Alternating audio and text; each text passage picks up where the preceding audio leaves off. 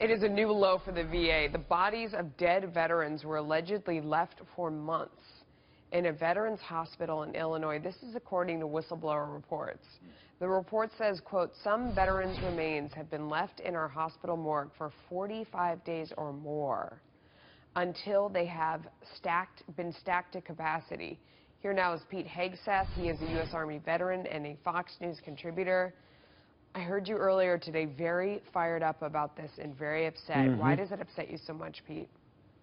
It upsets me because it shows that the callous culture we thought was being addressed at the VA hasn't been addressed. I mean, start with the whistleblower who wants to remain anonymous because he feels like he'll be retaliated against. Then go to the official at that hospital. That hospital's already been cited for cockroaches and mold and secret wait lists, yet the people responsible have been reinstated. Now those same people are callously just waiting and not following protocol to get rid of veterans' bodies. And third, think of the veterans who are being mistreated when they're getting their health care, and then they pass away.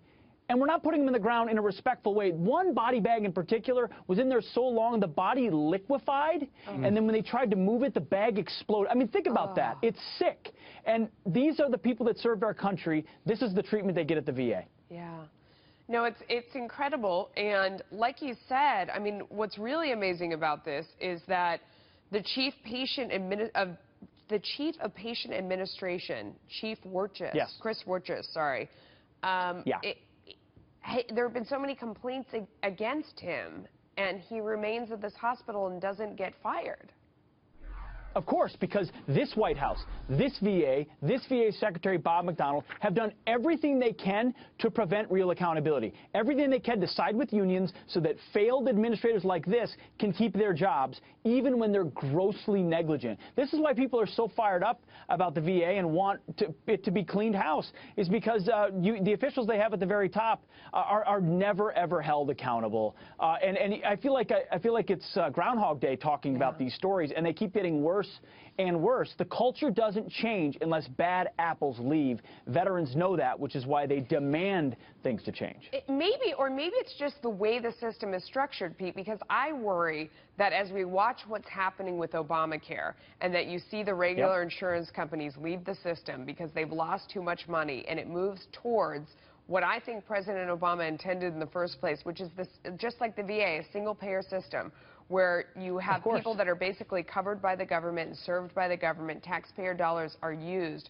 The problem is that it's totally inefficient, and it creates a system like this because there's no private industry in there. There's no incentive to make profit. No one's trying to do the right thing. You can't count on people to do the right thing because they morally feel compelled to. Unfortunately, this is what it turns into. Do you think that regular Americans would be subjected to the same thing that's happening to the vets if Obamacare goes on? Melissa, I couldn't have said it any better.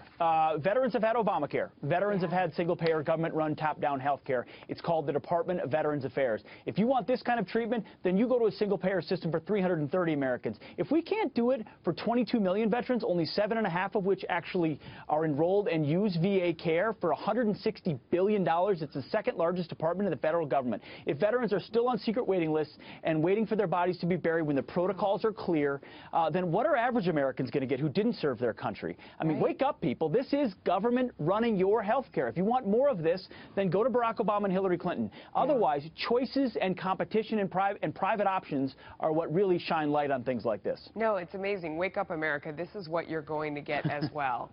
Pete, thank you. That's right. That's exactly right. Story. Thank you. Thank you.